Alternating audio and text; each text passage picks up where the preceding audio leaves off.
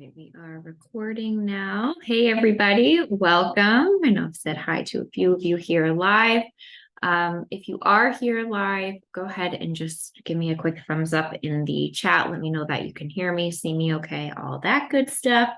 And we are going to get started. So we have an action-packed 60 minutes here. I'm going to try my hardest to stick to 1 hour so we can get you all of the information here. But if you're part of my online program and have attended my weekly calls, you know that I have a hard time doing that. So I'm going to try really hard.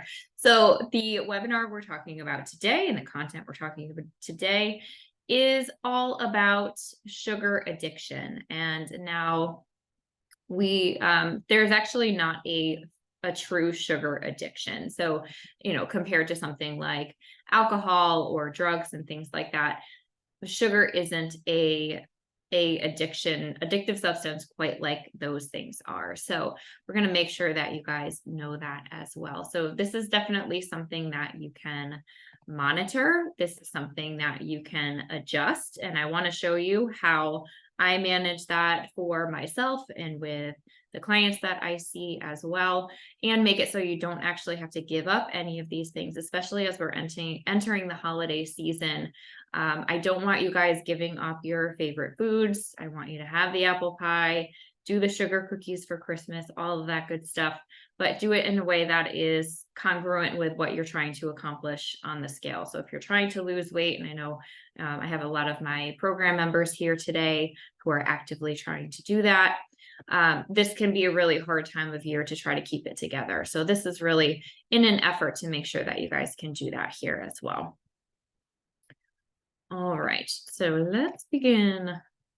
Okay, so this is for you. Imagine this thing that we have happening, and this has happened to me a number of times, and it's probably still going to happen to me a number of times, but you get through a day of good eating, everything looks balanced, and you created these meals, and all of a sudden you just get this hankering for something sweet, like 8, 9 o'clock at night. You're sitting around not doing a whole lot, and you end up eating something sweet, which calorie wise kind of blows it for the entire day for you.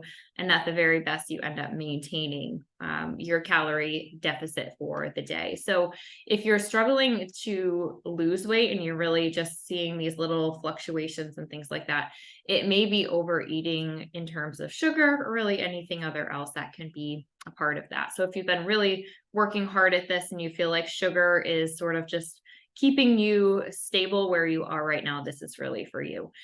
Or if you feel completely out of control around sugar, that can be a big thing too. So if you're one to just grab a cookie as you're walking by, or you can't resist ordering dessert and all of that stuff, it may be the habits that you have in terms of what you're putting together for yourself for meals can be part of that, okay? And now if you want to feel confident about putting in sweets rather than feeling guilty about including them in your diet, I want to make sure that that is at our forefront today as well. So what we're going to do today, I'm going to show you how to gain control of your eating habits with some simple steps.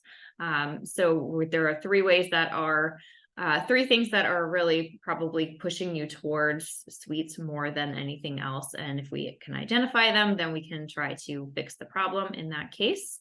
And you're going to hopefully gain some more self-control around sweets. And you can then say, this is good, but this is not good. And I'm going to take it or I'm going to leave it for today.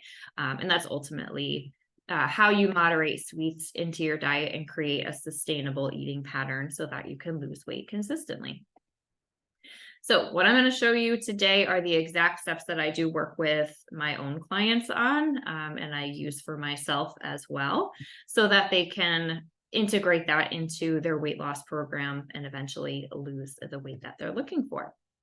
So losing weight on a diet does not mean cutting out foods. I'm going to say that like 8,000 times today, because I really want that to be something that you take home today is, any reasonable diet, any sustainable pattern that you set up is going to include all of the things that you love, and that includes sugar. I see so many people try to stay away from sugar so hard, and then they end up falling flat on their face when they do eventually have it. So there's a lot of things that are required for weight loss. I'm going to cover that a little bit at the end, just for, my basic idea of how weight loss should work, but we're going to really focus in on our sugar for today. All right, but what I need from you, just pay some close attention, take notes if you want to. This is time that hopefully you've set aside for yourself. And so if that can be 100% distraction free as you're learning today, that would be great. If you need to leave early, especially because I talk forever, the replay will be sent out after the event. So you'll see that later on this evening once that uploads to YouTube. Okay. So think about this. If you have just struggled with this willpower with sugar and you end up craving sugar and you cannot avoid eating it once you have that craving, most likely there is something imbalanced in your diet that is a direct cause of that. So more often than not, the reason that we're craving these things is physiological and something that our internal workings are doing rather than a failure of willpower or your mental status or anything like that. So we tend to attach our own self-worth essentially to our ability to avoid sugars. And that's just crazy to me, but so many people actually do feel that way. And I want to help you get past that and understand that it's more of a physical reaction that is causing you to lead this way rather than, your own self-worth is really not tied to this whatsoever. And now, if you are trying to avoid it, you're probably also tired of watching everyone else enjoy it, and especially the friends that seem to maintain their weight with no possible explanation, and they're eating cakes and pies and all sorts of crazy things, and you're feeling a little resentful about that. I'm glad that you're here today. And if ultimately you just have not been able to stick to a plan because you sort of fall into these sugar patterns and you can't keep it going anyway, obviously it's not working for you. So, hopefully we can resolve that a little bit for you today. And if you've ever thought that just self-discipline is really where it's at here, and it's just a lack of this self-discipline and this motivation and all of that is holding you back, just know that that is not the truth. Cutting it out is never the answer. That was 2 times I said it so far. I'm going to keep track. Okay, so once you put into place the 5 things that I'm going to teach you today, you're going to know exactly how to balance out your meals so that you can naturally crave sugar less. Less being the operative word. You're never going to eliminate it altogether. But again, that's not the point. And you're going to know how to overcome the habit of eating sweets as well. So there is some sort of emotional connection tied to this and the habits that you've built in terms of craving sweets and things like that. If you're feeling stressed out or bored or lonely or whatever, there is that piece of it as well. But if you can overcome a lot of the physical reasons why you're craving the sugar and tackle that part first, it makes it much easier to identify any of this emotional eating and then deal with that as it comes. And hopefully in a couple months after putting this all together, you're going to look back and wonder why you wasted so much time trying to eliminate it when that wasn't what you needed to do to begin with. Okay. And I want you to be excited about making some of these changes and just the possibility that you can just have one cookie and be done with it. And you can have the self-control that you've hopefully been looking for rather than trying to give it up here. Okay. All right, so there are 5 steps that I'm going to go over with you today, but if you are new to the group here, I know I see some repeat customers and of course some of my program goers here too, but some new faces as well. Just want to give you a quick introduction for who I am and how I have any sort of option to even talk about this with you, right? So I am a registered dietitian. I specialize in weight loss coaching, and I've been doing that for 5 years. I spent a lot of time doing one-on-one coaching with people, which was really awesome in terms of, really tailoring in and getting into the nitty-gritty of the details of each person's diet. But in recent years, in the last 2 years, I've had a online coaching program that is more individualized. So it's an online platform that is on demand, and you can go in and do the lessons and things like that, at on demand, which is much more flexible for a lot of people, including myself. And with a almost 5-year-old at home who tends to get sick on days when I schedule one-on-one consultations, it's just much more streamlined in terms of my quality of life as well. So that's part of the reason why I switched to that sort of style teaching rather than one-on-one. but I do find it more beneficial for my clients as well. So where did this all come from? So I've actually had success with weight loss in the past, which really drove my becoming a registered dietitian to begin with. And of course, it made me focus on what I love most, which is helping other people figure out how to do this for themselves. And we do that with real food. I don't believe in doing a ton of supplements, protein shakes and things like that occasionally. But is really less the norm than real food and exercise and lifestyle changes that we know eventually we need to make anyway. So as I mentioned, it wasn't always easy for me to maintain my weight, and there was a lot of time in between doing some yo-yo dieting and figuring out how to actually maintain that loss once I got there as well. So a lot of experimentation. And of course, the older I get, things change and things have to change in response to that in terms of my eating habits and all of that as well. But as I began, I had lost about 50 pounds. So I was definitely overweight. I was insecure about that.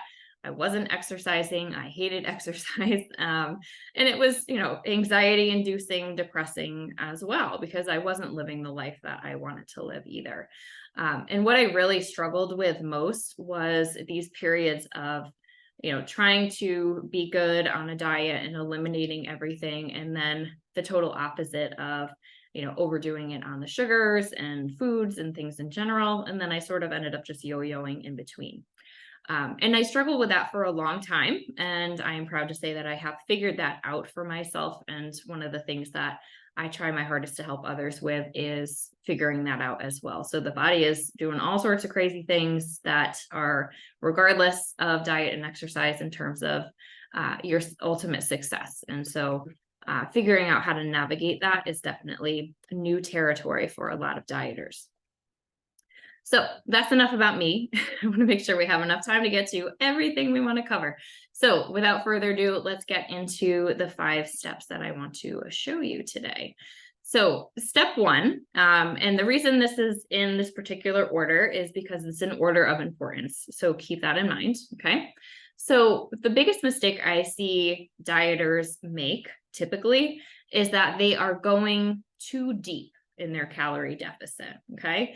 So if you are trying to maintain a calorie deficit, you often think that less is more. So you need to be eating less, maybe exercising more, and creating this steep calorie deficit. Okay. You want your body to be burning off fat, which it will in that situation, but only for so long. So if you are in this state of starvation, which is what your body considers it, you're going to have a very short window of time where you can maintain this sort of dieting pattern before your natural hunger cues start getting bigger. You start obsessing about food, your energy level really starts suffering, and all of these other things that your metabolism is enacting so that you can recover that weight, because once again, your body thinks it's starving. Okay.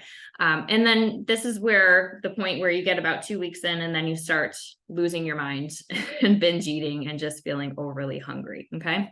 And so what ends up happening is the body starts seeking out these simple sugars. So the carbs, the sweets, those refined sugars that you're craving are the quickest source of energy that your body can ask for. And so that's why you feel such strong, urgent cravings for sweets if you're feeling hungry. And this can happen even if you're not in a calorie deficit. Let's just say you went way too long without eating and you want something sweet, right? So this helps us understand what may be going on. So again, if you're trying to be in a calorie deficit, there's a sweet spot that will help you be in a modest calorie deficit, but not to a place where your body thinks it's absolutely starving and then starts sending out those signals. Okay. So one signal that you are in too deep of a calorie deficit, if that's where you are right now, is this excessive craving for these carbs and these sweets. And so if you are trying to follow a calorie deficit right now, and let's say you just used an app to figure out a general calorie goal for yourself, you may need to up that at least for a short period of time to allow your body to sort of level back out in terms of those cravings. And you may find that as you're tracking your weight progress from there, you may still be losing weight. You may have just found a calorie deficit that is more appropriate for you. And I think this is one of the biggest things that I work on with my clients, is kind of figuring out what that balance is at any given time, because that is always a moving target. All right. And here is the unfortunate bad news. If you cannot balance this calorie deficit out, studies show that you're never actually going to hit your goal weight. And in fact, you're probably going to gain the weight back and then some, because of this recovery process that your metabolism is going through. Okay. So when you are in a correct calorie deficit, here's the things that you're going to be looking for. And if you are in a calorie deficit right now, these are things that you should be making sure you're checking off. Okay.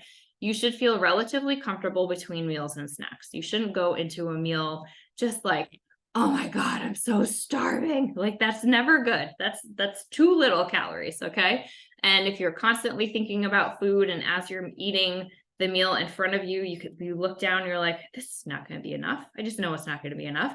Or if immediately after a meal, you're hungry again and thinking about what you can have next and how that's going to fit into your calorie budget, it's probably because your body is just over obsessed with making up that calorie deficit. Okay.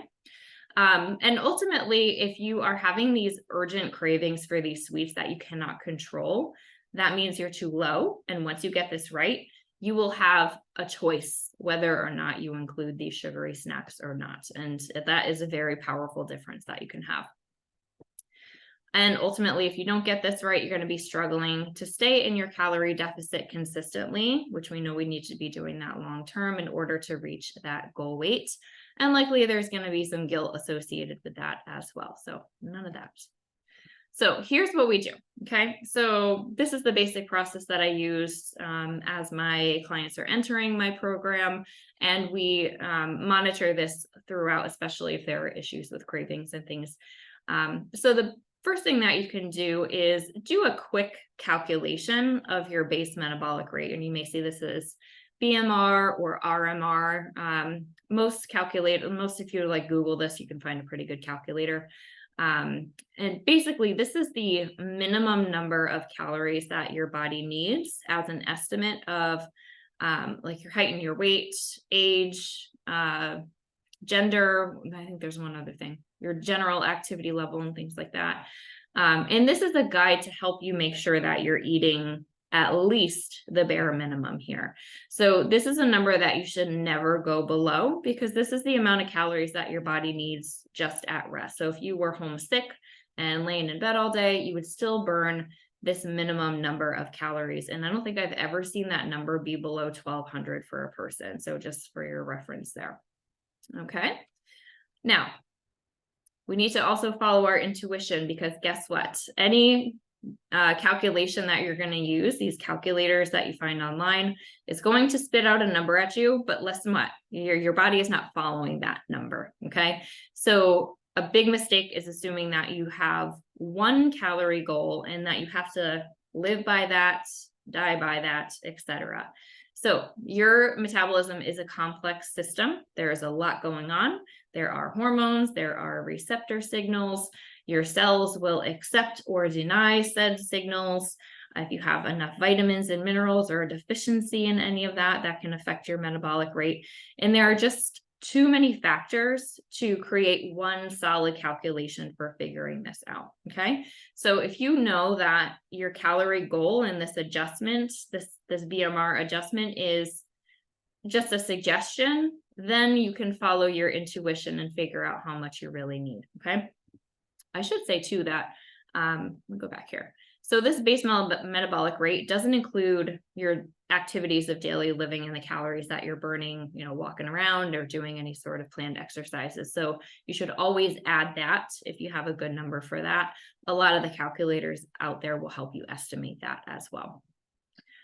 Okay, but we are following our intuition. So if you are, let's say you're tracking your calories, which I do suggest that my clients do.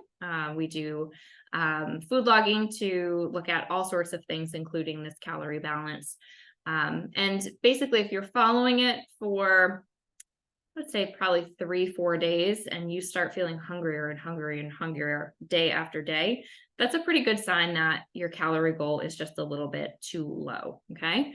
And there may be other factors involved here, which we'll get into here. But just know that because it's not an individual number and you're not living to this number, you may have to come up a little bit. And what you can do is then monitor how many calories are coming in, how well you're hitting that goal or not, and then whether or not you're actually losing weight. Okay. And if you're not, then okay, maybe I need to come down, make some other adjustments.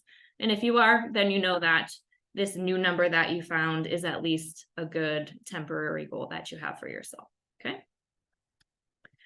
All right. So where you might get stuck with this is probably pretty obvious, is this is a moving target at any given time. And unless you are really paying attention and you are trained to kind of figure out what these subtle nuances are in terms of your eating too much or too little, you're probably going to get a little bit stuck, especially if you've dieted before and you still just have this thought ingrained in your head that less is more. I'll tell you that it's been at least 20 years.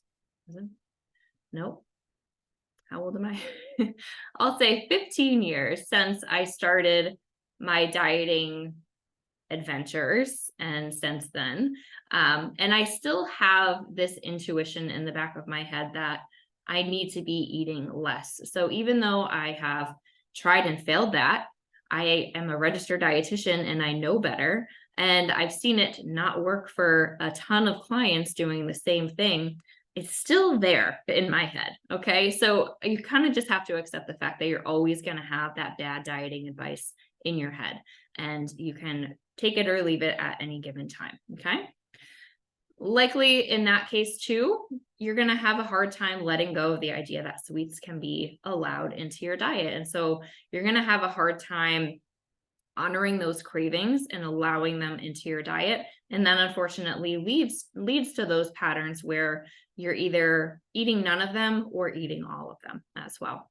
And of course, we talked about the BMR level. If you think that that is going to be enough for you, and not being able to figure out how much you actually need is going to be kind of a sticking point if you're struggling with that. So I want to tell you about Lauren. She is a client I've been working with for a long time. I think it's going on 3 years now. I love her. She's one of my greatest friends here now. And she's an awesome example of about 90% of the women that I work with that are entering my program. So as I mentioned, I do a calorie estimation and create some suggested meal plans and different ideas and routines, suggestions for the people that are coming into my program. And I often get this email in response is, are you sure this is right? Okay. It just seems like too much food. This is not what I'm used to.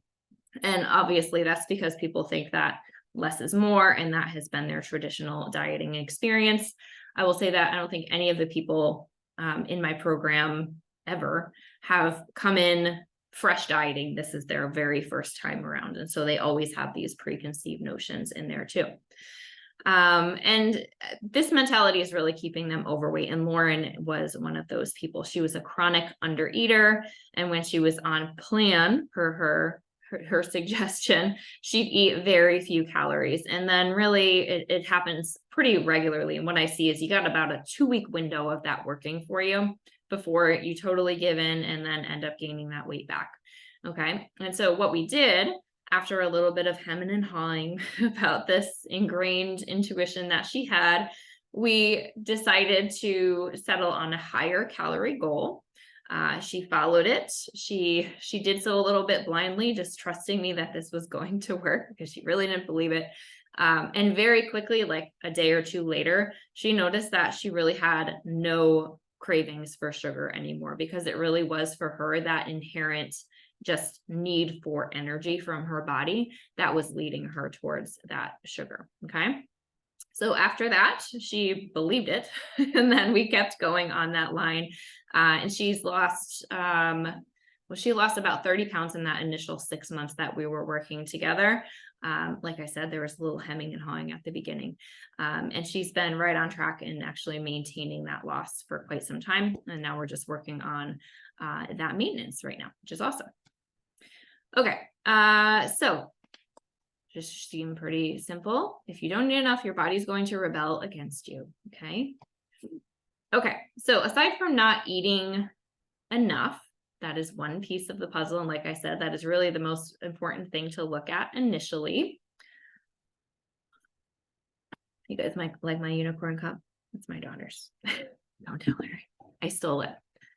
So key number 2, making sure that you are honoring your natural blood sugar rhythms. And with that is not waiting too long to eat and creating this ideal eating window for yourself. And this is going to be a little bit different for everybody. But I just want you to look at this chart here and just look at the pattern. So never mind the fact that we've got a red and a blue line and a dotted line and all that. Just look at the pattern that you see here. And maybe you can see my pointer. Okay. So we see here, we have breakfast. We see after you're eating, this is your blood sugar naturally rising as your body digests that food and sends that energy as blood sugar into your bloodstream, which will then get delivered to all of your cells and et cetera, et cetera. So this is natural, right? So we see this spike after breakfast. We see it here at lunch. We see it here at dinner as well. Okay. So we would naturally assume too that our hunger and satiety patterns follow this. So as you get this rush of blood sugar into your system right after breakfast, your hunger hormones get shut off. Okay. And then as that sugar is then delivered into the cells and your blood sugar comes down, it's about here that you start feeling hungry again. Okay. And this is going to vary a little bit per person and for a number of other factors. But what you start seeing here is where your hunger comes in. And this drop here is what you see if you don't eat. Okay. And so what's happening here is you have a mild, relatively stable level of hunger. And maybe this is a little snack that you have here. So you dip it back up a tiny bit here. And then you go into a meeting and you largely ignore your hunger until you are ravenous right here. Okay. And guess what happens when you are absolutely ravenous and your blood sugar is this low? Once again, your body thinks it's starving. And so it is going to crush your spirit with these hunger hormones until you give in. And it's going to want these simple sugars right away. And so if you're craving a really high carb meal, or you see a donut at the office and you're like, I have to have that, that is because your blood sugar is likely too low right there. So like I said, this is a very strong survival mechanism that your body is putting out. So this is not a matter of willpower. This is your body is going to get what it wants at all costs. Okay. And so when we wait too long to eat, this is our response. I'm going to get rid of my laser pointer here. I hope it's going. Okay. So we know that if you wait too long to eat, you're likely going to make some different choices, less balance, likely more food, and it's really going to be hard to maintain that calorie deficit if you're in that constant pattern. We know that. So if you time this differently, and you can experiment with this, we'll go through that here in a second, you're going to be able to maintain a steadier stream of energy all day long. You're going to be able to maintain a calorie deficit with a well-planned diet and not feel like you need to be overeating because you're taken care of within these windows. You're going to be craving more balanced meals. You're going to be craving the things that you need, like the proteins and the fibers and the vitamins and minerals that your body is getting, instead of just seeking out the quickest form of energy. Okay. And this is really going to help you with your control. So that mental aspect of this, you're going to be much in more control of the choices that you're making, how much you're eating, when you're eating, etc. And I think the most immediate benefit that we see when we're adjusting this, not necessarily weight loss, is going to take a little bit more consistent effort, but your energy level will play into that. So let's look back at that chart again here. So we said hunger starts to decline, or satiety starts to decline. You see that ravenous hunger here. You're out of blood sugar. You're out of energy. So that means your energy level is going to dip right there as well. And look at this one here, this big dip around snack time in the afternoon, 3-4 p.m. That's a very common time to be feeling that energy dip. And so imagine if you could just sort of sail through the day. You don't need that afternoon coffee. You're not hating your life at your desk at 3 o'clock. Maybe you will be just because of the work, but it won't be because of your energy. All right. So we already know we're going to be seeking out quick sources of energy if you're not doing the right timing. Likely those portions are going to be much longer as well. And most likely you're going to not even remember eating. So you're going to be eating so fast it may actually cause some upset stomach. Likely you'll be eating more than you need as well. So lots of little things that happen. So here's what we do. So if we're looking at this chart, what we notice here is that we got a spike here at about, let's say 8 o'clock, and then one here at 1 o'clock. So that is, that's a 5-hour window. So that's a bad example. So generally speaking, but what you want to do is preempt that. So if that at hour 5, you're here and ravenous, you really should have, oh, do I have my pointer on? I'm talking about this right here. If you're here, you've waited too long. Okay. So before you hit that point, the hour is usually 3 to 4 hours as a good starting window. And then you can decide from there, as you're adjusting things and looking at this timing more closely, what an ideal window is for you. Okay. So then you can plan your day accordingly around some known obstacles. So for example, maybe traffic and eating on the road is not something that you want to do. So you plan to have your breakfast before that. So you're not arriving at the office feeling absolutely famished. If you know that you tend to have lunch meetings scheduled, or things that just happen at the noon hour, which I wish nobody would do, but still it's happening in our corporate world. You can plan your lunch either before or after. You can plan a snack to have during these times so you can maintain some sort of window, even if that means, like with this example here, this person had a snack between breakfast and lunch because there was a solid 5-hour window between that. So that is actually reasonable to help break up that time frame. Okay.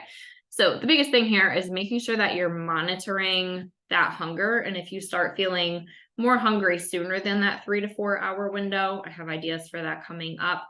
But what you can do is make sure that you're at least planning, and if you can be prepping what you're going to be having before that famished feeling starts to hit, you're going to be much more able to actually commit to eating something differently. So I know we've all arrived at meals in the past where you're at dinner time and you're just so darn hungry. The idea of cooking something is not possible, right? You just can't fathom it.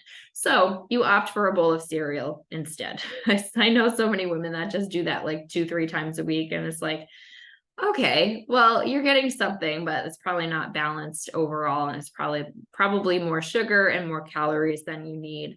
And it's keeping you from reaching your goals too. Okay. All right. So once again, here's where you might get stuck. You're not going to be prepared when that eating window comes up. So planning is really helpful in tandem with making sure you have this ideal timing. If you don't have the right balance, you may not be feeling satisfied enough to maintain at least 3 hours. That would be the goal. Or you're waiting until you're too hungry to decide what and how much to eat until you're actually hungry. Okay.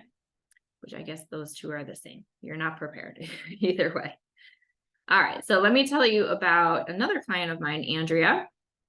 She has also been a long-standing client of mine. She would be just about anybody I worked with though. So just like Lauren, like this is a very common occurrence. So I wanted to share this with you. So she would have this hard time with dinner. Okay. She'd come home absolutely starved for dinner. And then as she was trying to cook something, she wouldn't be able to help herself and she'd be eating something. And that could be any variety of things. It could certainly be sugar in this case as well. And so one of the first things we looked at is that time window that she had between lunch and dinner because she wasn't having a snack in between. So it was about 6 hours that would go by. And she'd crave an energy pick-me-up in the afternoon. So that tells me that her energy was dipping, her blood sugar was dipping, and at about 3 o'clock, she probably could have gone for a snack in there as well. So what she would end up getting a lot of the times was coffee. She'd go straight for caffeine. But in addition to that, it was also with the creamer or the flavor sugar. So what do they put it? Syrup, something that's in there, or just, light and sweet coffee in the afternoon. And so Not only was she getting a little bit of caffeine, but she was getting just a dose of sugar to help with her energy level in there as well. Okay. So that is not necessarily problematic on its own, but the cascade of things that happens afterwards can be problematic. So she would do that, and then she'd still be a little bit tired. So she'd probably still get a donut with the coffee to begin with, or she would graze on the office snacks that were there. She'd graze on cheese and crackers and stuff like that as she was prepping dinner. And ultimately, she would end up eating her dinner in calories prior to dinner, and then end up overeating because, dinner's still there. She's still a little bit hungry. It looks good. We've all been in that situation. Okay. The other situation is she would have the willpower not to stop for coffee because she figured that was the root cause of the problem. And then she'd arrive home absolutely starved, and then dinner was not ready. And then once again, she would be really hitting the snacks hard at that point as well. So in all of that, there was a lot of guilt. She just assumed that this was a willpower issue. Her weight was creeping up for obvious reasons. And so what we did very simply was put an afternoon snack in there where that natural dip happened. And we did so in a balanced way, which we'll talk more about. And it really eliminated that. So she didn't need the coffee anymore because she had that natural source of energy. And what we put together sustained her through dinner. So she didn't have to snack on anything before she was eating, which all of that helped to keep her in her calorie deficit where she needed to be. And then she started seeing that scale come back down as well. Like I said, very common. Andrea is all women, right? All right. So we know that we need to be avoiding this big survival mechanism hunger as we're trying to lose weight, right? And so making sure that you're maintaining that ideal blood sugar rhythm by creating these 3 to 4 hour windows is going to be really beneficial for you. All right. Number 3, we talked about the overall calorie intake. If it's too low, that's no good. The timing needs to be right, but what you're having at those times needs to be balanced in a certain way as well to optimize this hunger control and keep these sugar cravings at bay. Okay. So I'm going to show you a chart in a second, but basically, if you're having a carb or a sugar by itself, and that could be, let's say a cookie or a donut, or even just a very sugary coffee, for example, remember that this is the body's preferred source of energy. And we are really, really good at digesting that and utilizing that and getting that to your cells very quickly, right? So if you are in a situation where you have hypoglycemia and very low blood sugar, you're going to pass out. And so your body is going to do what it can to get that energy where it needs to be ASAP. All right. So because that is happening so fast and your body sucks away that sugar out of your blood system so quickly, your blood sugar then drops. And we know what happens then, right? That's when that hunger starts coming back up. And again, if you wait too long, it becomes ravenous. Okay. So we need to be eating a balance of things that is not just carbs to make sure that that is staying stable and you're feeling more satisfied between those meals.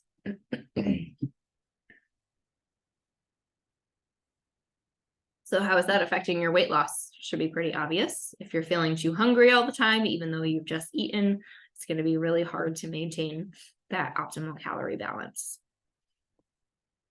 Okay, so this is the chart I was telling you about. So this is how each one of these things is affecting your blood sugar over time. And so you'll see that carbs, as expected, will be absorbed. Where's my pen? I don't think you guys can see my my mouse. So we see this very steep spike here. This is rushing sugar into your system here as our body is absorbing these carbohydrates. And then we see that steep drop in there as well, which is 100% what we're trying to avoid.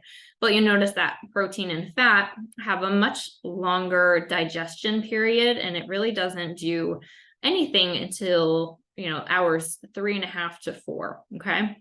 And you'll notice that is a much slower spike. So you got a steadier increase of blood sugar into your system over time, which is going to keep that hunger at bay. Okay, so no spikes and no dips in that blood sugar. Okay, so the cool thing is, if you're eating something that has a mixture of carbohydrates and fat and protein, or at least one of the other fat and protein, physically speaking, it's going to take a little while for your stomach and your intestines to sort through all the protein and the fat to then start working on the carbohydrates. It's like a physical barrier. So ultimately what you end up with, let's say you have a mixed dish here, you may see your blood sugar come up a little bit higher because yes, you do have carbs there, but it's going to be a much steadier increase. You're not going to see that huge spike, which if you have diabetes, that's a terrible thing.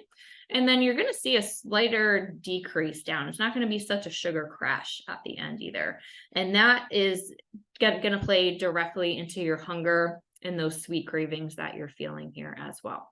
So ultimately what we want is to be pairing our meals so that carbs are never by themselves and you have this fat and this protein in there as well. The other factor I want to tell you about too is fiber. So fiber is largely undigestible in the body. So this is your fruits, your veggies, carbs will have this as well. So in fruits and veggies, this is going to be along with the sugars. You've got undigestible fiber. Any grains that you have and whole grains would have more of this fiber in here as well. This fiber, because it's undigested, provides bulk. So it's still going in there. You've got this feeling of satiety because you're eating more. But since your body is not absorbing the calories that are in the fiber and it's getting flushed out instead, you can stay within a calorie deficit a lot easier, right? So there's that. Let's see, I had a note here. Nope, never mind. Don't want to talk about that. Later. Okay. So when you're doing this right, okay, you're going to feel much more satisfied between meals as is. Okay. So if you suffer from eating lunch and then about hour later, you're like, okay, I'm really hungry again. If you're pairing things well, you're not really going to experience that. You shouldn't really have an issue getting to at least 3 hours without feeling hungry. Okay. Again, we're going to avoid these sudden drops in the blood sugar that then lead to those ravenous sugar cravings that we feel. And it's obviously going to be easier to stick to a calorie deficit if you're then more in control of your choices through there. Let's see. And of course, we know what's happening if you are not pairing these foods well already. So we will skip this one here. But here are some tips on what exactly to do with this information. So if you are in my group, you know that this is ingrained in your brain right now, this little chart here. So this is a basic starting point for how you can balance your meals in a better way to hit this goal, right? So the carbs that you see in orange, that is going to be any sort of sweets that you want to put in there. If you want to use some of that kind of stuff, something more refined, any starch that you have. So that's going to be breads, pastas, rice. It's going to be starchy veggies. So potatoes, sweet potato, butternut squash, that kind of thing. And it's going to include your fruit as well. And just a quick note on that, why I include fruit in there as well, is because it's all natural sources of sugar, natural sources of carbohydrate. And when you're trying to maintain a weight loss deficit, these need to be in smaller numbers in your diet. So you'll see in the green part, if that half of your plate is made up of these fibrous, non-starchy veggies, you're going to get the bulk of that fiber that we talked about, and you're going to fill up on that. And it's leaving physically less room on your plate for things that are higher in calorie, like the true carbs and the proteins that you're eating as well. And of course, we're including the protein in there. And that would also include likely some fats, especially if you're using meat. It could also be oils in there just to balance out the carbs that you're getting to create the satiety effect here as well. Okay. All right. So here is what to do with that. So ingrain this in your brain to begin with, and I'll send you a picture of that in your follow-up email. Let's talk a little bit about snacks. So this is a great reference for creating meals, but when you're creating snacks in between, you may not be able to incorporate all of those things. So rule number 1 is just make sure that you're never eating a carbohydrate alone. So many women come to me and say, well, I had an apple as a snack, but I was still hungry. I know. Well, that's why, because you only had the apple, which first of all, is not a lot of calories to sustain you, but your body's pretty good at utilizing that energy, even though it's got fiber in there. Pairing it with something like peanut butter or hummus or something like that, something with protein, something with additional fiber is going to create that lasting effect. Okay. Other examples, banana with peanut butter, crackers and cheese. So crackers would be the carb, cheese would be the fat or the protein, a little combination of both. Chips and guacamole is another common one. And if you're going to do something like candy, let's say you still have some leftover Halloween candy, have like 1 or 2 of those little snack size things and have it with a small handful of almonds. Okay. So you can still have the thing without affecting your blood sugar and sending you into this spike and dip pattern. Okay. Because once you start that, it can be really hard to re-regulate that. Okay. All right. So that leads to a pretty big problem in that if you're inconsistent in getting these proper pairings in there, you're going to sort of stay stuck in this cycle of having these big spikes and these low dips in your blood sugar, which is going to keep that hunger going, right? And so it's going to be hard to really see the benefits of this if you're not doing this often, okay? You may struggle with just knowing what falls into these categories. So how do you pair a carb with a fat or a protein if you don't really know what that means, okay? So more education may be willing to help on that one. And if you're not listening to your body here and really listening to, all right, well, that eating window she said didn't quite work, and this pairing she suggested didn't really fill me up. This is all trial and error and experimentation. So these are some really good guidelines to get you started, but ultimately your body is going to react a little bit differently than everybody else's. That is just normal facts. Okay. So just make sure that as you're putting this stuff together, you're trying new things and you're seeing what really does it for you. And I find that, especially with snacks and things like that, I'll find something really filling for a while and then all of a sudden it's not, and you kind of have to adjust and do something different. So be prepared to adjust as needed, and often even things that worked before still may not work in the future. All right, let's talk about Lauren again real quick. So in addition to eating too little, she also had a donut a day addiction, especially when she was off plan for her stating. And when she tried her hardest to avoid them, she'd eventually just fall really hard into them, right? And then of course there was some guilt yet in there too. And she'd see this yo-yo in her weight that totally coincided with this pattern. So we knew we needed to do something about this. So she'd inevitably rebound her weight when she was getting that donut a day. And she was really trying hard, but she was spinning her wheels because she wasn't managing that hunger and that blood sugar issue that was really at the root of all of that. So we did this in time. She didn't do this all at once because that's hard, but we started early in the day. I think the sooner you can catch this as being the problem, the sooner you can change that cycle. So we started first thing with breakfast. We made sure she had a good amount of protein and that she was having her carbohydrate with that to help boost her energy first thing in the morning. But because it was balanced out, she could go a little bit longer until her morning snack. And she wouldn't stop on her way to work for a donut in there as well. And as I mentioned to you, just making those small tweaks, she did lose about 30 pounds in 6 months. So if you can commit to balancing the meals that you have, and of course, working on that meal timing and all of that, you can watch the cravings for sweets actually reduce pretty instantly. So this is going to be within a few days, you're really going to notice this. So this isn't something that you have to be doing long-term to see the benefits of. Okay. So the first 3 tips are great if you don't want to include sugar necessarily. But ultimately, we want to create an eating pattern for you that is going to be sustainable, which means it has to include sugar. Okay. Has to. Don't fight me on that one. Okay. So this lasting success requires that you have all of your favorite foods in there. And what you're going to do is you're psychologically going to rebel, right? And you've likely experienced this before. So if you continue telling yourself that you can't eat the sweets, you're probably going to start fixating on them more. And then you're going to start feeling resentful that you can't have them because this stupid diet is ridiculous. And you start getting all of these negative feelings having. And then eventually you end up allowing yourself to have them. Okay. And usually in greater bulk because you've been missing them for so long.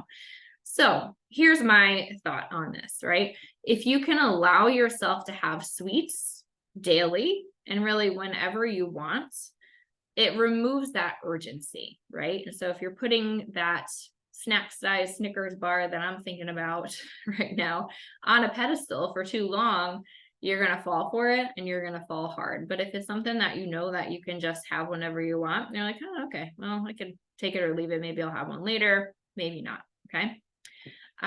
If you're not in the mood for it, you're not really hungry, then you can say no. And that is the control that we're talking about. So we're going to talk about how to balance trigger foods and find this balance in a few minutes, but just know that, you know, it's necessary to include this in because it's not just a nutritional issue. This is where the emotional connections that you have with food start coming into play. We know that as humans, we are emotionally and socially connected to foods as well. And so especially if you've dieted in the past and actually, you know, said no to a dinner invitation or a dessert invitation or going out for ice cream or something like that because you were on a diet, then you're starting to separate yourself from your social things, right? And it's not just then about food, it's about the quality of your life in general. And that is something that we're not willing to compromise on ever. Okay. So allowing you to do this removes that guilt and that urgency to eat with some caveats here. Okay. So just know that overarchingly, if you're going to start eliminating food groups and types of foods and really eliminating the things that you love, you're probably not going to be able to maintain that weight loss long term. So we want to be able to enjoy the simple pleasures and use food as a coping mechanism to a point. We want to be able to go to birthday parties and do holidays. We got a lot of holidays coming up. Tell me you're not eating the pumpkin pie. I don't think so. And this is a connection to our past. So we are very driven in tradition. So just thinking about Thanksgiving coming up, there are probably dishes on your table that, oh, it was grandma's recipe for that. Or, you know, we always have to have this type of gravy. It has to be made this way. You know, we are very connected to it. If we weren't, we would not have Thanksgiving. Like that's really the only thing, right? And so the food can bring up moments from the past as well. And we can't discount that as a benefit of including these sweets in here. But the unfortunate thing is you're probably feeling guilty about all of that, right? So if you've dieted before, you have this ingrained theory that that is all bad and incorporating that is forbidden and you should feel guilty about that. And so in that as well, you may have had these experiences where you try to lose weight and inevitably lost because of willpower, your words, not mine. And you may be thinking that even just losing and maintaining weight isn't even possible at this point because you've lost it, you've regained it before, you've tried it before, cutting out these sweets. Why should it work now? And how do you incorporate these sweets without overdoing it? So you're probably like, okay, Jackie, how the heck are we supposed to do this here? So I'm going to tell you. So eating sweets mindfully is your best bet. And I'm going to give you some ways to do this and some examples to do this. So first things first, if you are going to decide to eat something sweet, you're going to do so being 100% present. Okay. And so don't sit at your desk. Don't just like grab candies off of Brenda's desk and walk away eating it. Right. You want to make sure that you're remembering and you're actually experiencing the thing that you're eating. Okay. And that really changes the whole thing. If you eat a Hershey Kiss, for example, but you don't remember eating it because you were checking your email, you're probably going to go for another one, right? Yeah, because you don't remember it happening. I've done that before. So if you can remove this distraction and take just a couple of minutes to actually enjoy what you're eating, that is really going to change the game for you. So clear your calendar is a little drastic. You don't have to clear your calendar. So here's what we do. You may be thinking, okay, well, how do I actually stop myself if I get started? And I think that is going to be a skill that you develop in time as well. So if you've been eliminating sweets for a long time and you feel that they're more forbidden, it's going to take a little time for that to sort of decrease that urgency and create this air of, well, I can have it anytime. I don't really need it. That's ultimately what you want to drive for. It's not going to happen today or tomorrow. That's going to be a learned thing. But what you can do is you can enjoy these things in small doses. And I'm going to talk to you about Lauren again, because we did this with her. But having single serve items on hand can be really helpful because it gives you a natural stopping point for things. We all have something that we absolutely cannot resist and overeat every time. And so if you need to take the size and the quantity out of the equation, that may be necessary. So single serve packs of things. I like those little single serve ice cream cups that they sell. I think Haagen-Dazs does that. I know Friendly's does it. A few of the other brands do.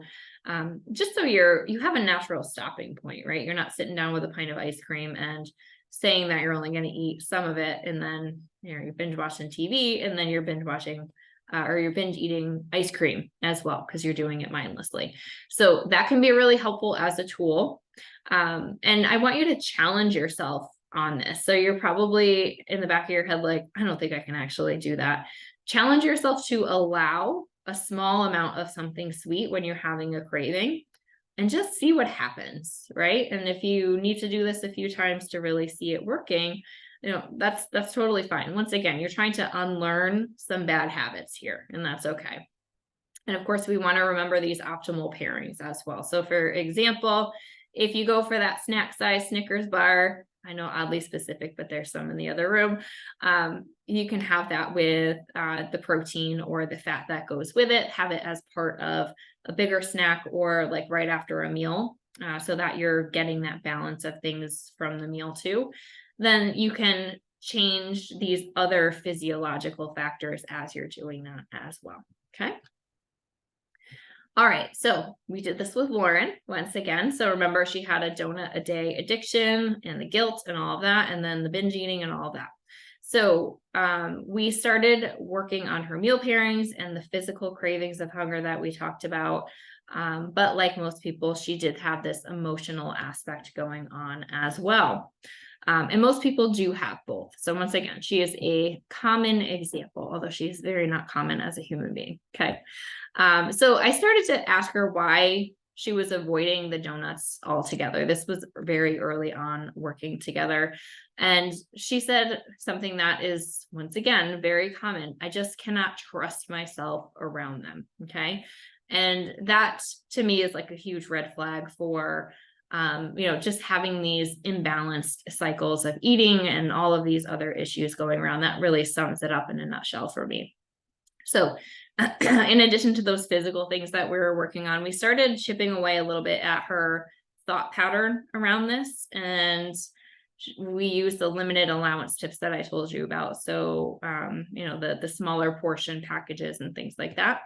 And slowly she began to see, as she was losing weight and incorporating this into her bigger plan, that she was feeling less guilty about it because she was still seeing the success, and she was seeing that she could have that and still find that success as well. And I think that's something that you can't believe until you see it working for you as well. So now once in a while, she does treat herself to a donut, but she's in a place where, it's not necessary. Like if she goes to Dunkin' Donuts to get a coffee, it doesn't mean she's getting a donut necessarily either, but she will now and then. She trusts herself to buy and keep sweet things in the house now. She doesn't necessarily fear that she's going to be eating them all in one sitting, although once in a while she still does. I think we're all human in that. And this show of moderation really allowed her to find that success that she did find overall, because she was incorporating her favorite things. So I know this is counterintuitive, but allowing sweets into your diet that we can assume were bad, right, actually removes the guilt and the urgency to eat the sweets so that you can stay consistent. So why? Why is that the case? Because we know that guilt is also associated with emotional overeating, right? And so if you can allow yourself to have this and sort of regulate your thoughts about that, most likely it's going to be helping you with any sort of other emotional eating things you have going on as well. And remember that we're talking specifically about sweets here today, but this can really be true for any sort of food trigger, things that you tend to overeat and overindulge in, that you may see, whether it's sweet or not. All right, I'm doing pretty good on time. But I'm about to blow it here. Okay. So if you need to drop out after the hour, I get it. You can go ahead and watch the replay. It's totally fine. So key number 5, real quick, be picky about the things that you're adding in there. So as we said before, sweets and other favorite foods really do trigger past memories and good times and traditional things, right? But our tastes do also change as we get older and as we experience different things. And so even just thinking about Thanksgiving coming up, if you're just eating the pumpkin pie because you've always eaten pumpkin pie on Thanksgiving, this is a really good time to challenge yourself on that. And so just challenge yourself to even just take a bite or two and say, is this as good as I remember it being? Or maybe it's not. And I've actually had that happen a number of times. I've had a few things ruined for me because I really realized, like, okay, this isn't as good as I remembered. This doesn't really taste the same as I thought it did. I had built it up in my head and it's not quite the same as what it used to be.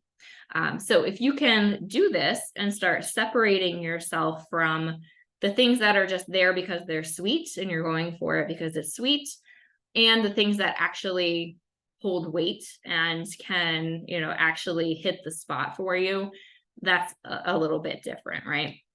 So including all the sweets can be problematic, as you can see, is probably a big concern for you. So if you're just in terms of the overall weight loss plan that you're on.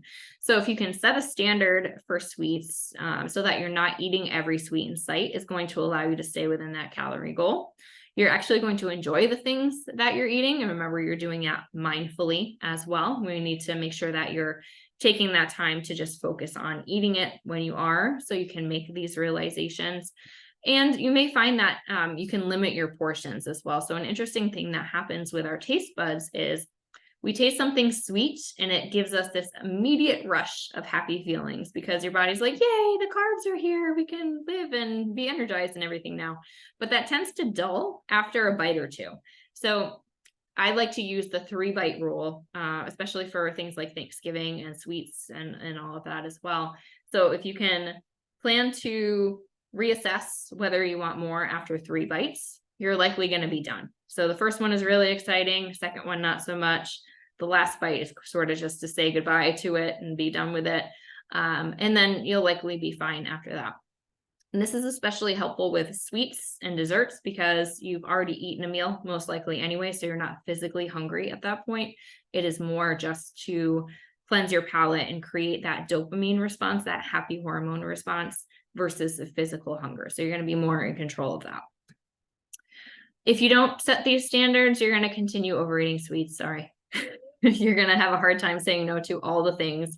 So try to be stingy and say, all right, this is not cutting it for me, not going to have this anymore. And once you say no to a few things and realize it's not quite as it was, the next time that you see this happening, this next time you see this specific sweet, you're going to be like, yeah, last time I had it, it wasn't good. So I just don't want it anymore anyway. So no big deal. So remember here that mindfulness is really key. So make sure that you're not distracted while you're eating a dessert or anything sweet. Really experience it and analyze it and say, is this what I thought it was? Is it not? You can decide whether it's worth it or not and stop eating at that point. Or maybe you just have this clean plate idea in your head. That's fine too. But the next time you can at least make a different decision if you need to. Okay, so let's wrap up here. So we were going to talk about that one thing that is going to help you gain control over your eating habits. And if you haven't figured out, that is sustainability and moderation and including your favorite things. I have not said it 8,000 times, apparently. So we focused on that today and really more in terms of that sweet craving here as well. The 3 ways that are pushing you towards those sweets, just as a recap: that you're eating too little to begin with, that meal timing is off, that meal balance is off, that snack balance is off. So all three of those things are really big hitters here. So make sure that you're including that here as well. And of course, I showed you how to include your favorite sweets in moderation. Really, mindfulness is the key there, and just paying attention to what your body actually wants.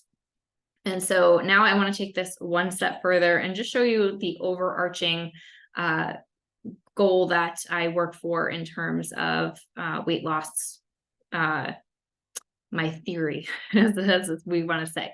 So the tools we discussed tonight are specific for dealing with sugar cravings, but if you've been struggling with weight loss for a while, it's likely you don't have an all-encompassing plan that really tackles other issues that may be standing here in your way as well. So here's a quick overview of what you need in general for a complete balanced approach to weight loss. So light your fire. You need that motivation. You need that internal motivation and energy to continue going. Of course, we need to eat well. We need to be moving. We need to build confidence in the plan that you have. So, you need to be sure that what you're doing is going to help you in order to want to stick to it. And then having some sort of support system in your path can really help you along the way to answer all of the questions that we talked about and to really sort through some of these details that are really nuanced and individualized here as well. Okay. So falling short in even one of these departments can, it's basically like a table with 3 legs. You don't really want that. It's going to be a little wobbly the whole time, right? So if you are missing something, it's likely going to be affecting your progress and your ability to maintain those results long terms as well. So if you can implement all of that, you got a table with all the legs on there, in this case it's 5, you're likely going to be able to reach that initial goal weight that you had set. And so people that are entering my program, the women that I work with, are generally losing about 20 pounds in that first 3-month period, which is pretty significant. And I'm proud to say that most of that is maintained long-term, if they're not even going further than that too. Ultimately, as I've discussed with you today, you have the freedom to enter whatever sort of eating pattern that you want, as long as it's working for you. And you're going to have the time to do this. It's not going to be taking up half of your life to be healthy and at the ideal weight that you want. You're busy. You have other things to do. You don't need this to be your primary focus. And hopefully, if you're doing this correctly, you're not going to have to diet anymore, because this will just be a sustainable lifestyle that you're not trying to escape from. Okay. So basically, the way I see this is you have a crossroads, right? So you can absolutely take the steps that we talked about today. Those are going to be very beneficial to you just as is to help you manage your sugar cravings. But likely what's going to happen is in just a few weeks, especially with the holidays here, you may forget some of this stuff. And even if you rewatch it, it's like, all right, am I really doing this correctly or am I not? And you may not be even seeing progress on the scale. So that confidence that we talked about is just not there. Okay. It's going to take more than managing your sweet intake after all. Okay. So you have 2 choices. You can either take the time and try to work on only part of the problems that you're facing here in hopes that it's going to be that magic bullet for you. And maybe it is. Maybe sugar is really the only thing that's standing in your way right now. That would be awesome. But most likely, you can fast track your efforts and take all the steps to begin working on all of these potential issues so that you can reach this at a faster pace and with less energy. So I want to offer you guys today a thank you for coming to my presentation. You can do a 30-minute discovery call with me, and what we'll talk about is what is and what's not working in your current action plan. We can certainly talk about some of these pillars and things and say, okay, with sugar specifically, this is not working for you. Maybe we can do this. And then really just get clear on what you want to be doing for the next few months to incorporate all of these things. And if it seems like a good fit, we can certainly talk about bringing you on into the 12-week online program if we see fit here as well. So if you are seriously committed to not doing supplements and crazy diets and quick fixes and things like that, and actually putting in some of this work, this is a program for you. Okay. If you're busy, this is another big one. I think the biggest thing here is fitting this into your lifestyle. So it's not just another thing on your to-do list. This is synergistic with the things that you have going on. And if you've tried a lot of things in the past and anything traditional, like in terms of Weight Watchers and doing specific diet plans haven't worked for you before, this can be a really good way to shift that mindset and try something different there. All right. If you are looking for quick fixes and supplement packages, unfortunately, that is not who I am. That is not the type of work I do. And we are quick to get rid of any whining and complaining and excuses and things like that. We tend to work through that kind of mindset issue within the program. So if you are looking to try something with an excuse and say, all right, well, I'm going to try this, but I'm not expecting it to work. Well, that's not a very great way to start something. So let's not do that. Like I said, you are more interested in a quick fix. You want to lose 20 pounds overnight. Not going to happen because you're probably going to gain it right back anyway.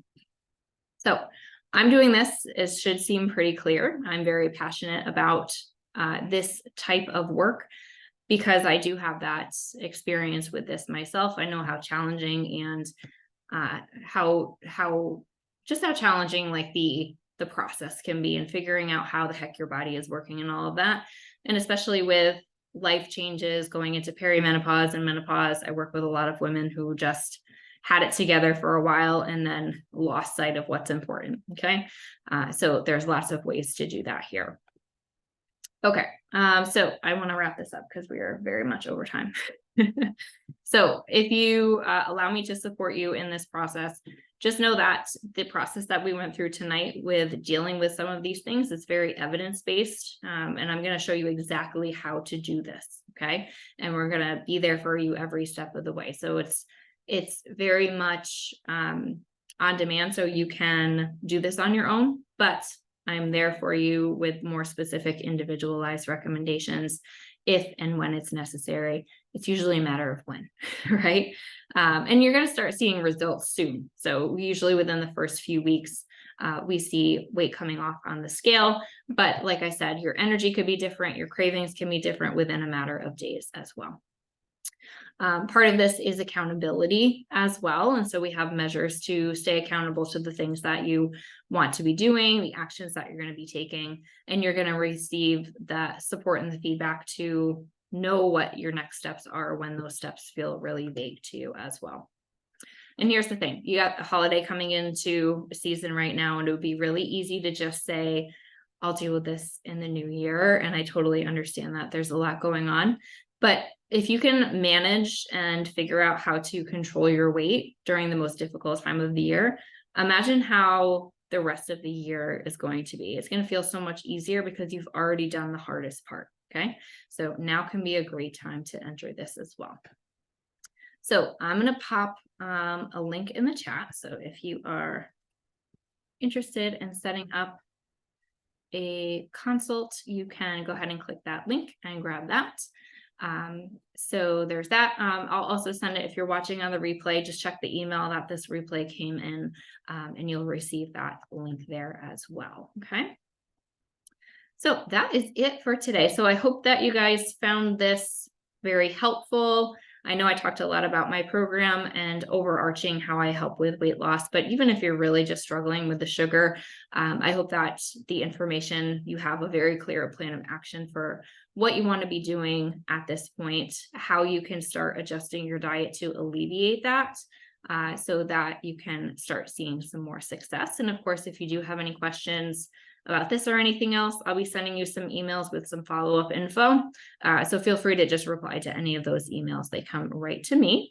But otherwise, thank you so much for spending your time with me today. I know I went over per usual, but you all have a fabulous rest of your day.